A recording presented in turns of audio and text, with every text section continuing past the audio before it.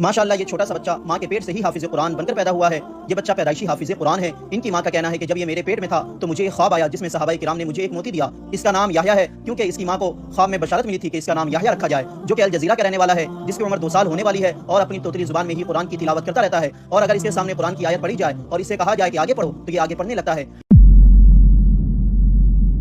والله أخرجكم من بطون أمهاتكم لا تعلمون شيئا وجعل لكم السمع والأبصار والأفئدة لعلكم تشكرون۔ اور اللہ ہی نے تم کو تمہاری ماؤں کے شکم سے پیدا کیا اس حال میں کہ تم کچھ نہیں جانتے تھے، اور اس نے تم کو کان اور آنکھیں اور دل اور ان کے علاوہ اور اعضاء بخشے تاکہ تم شکر کرو۔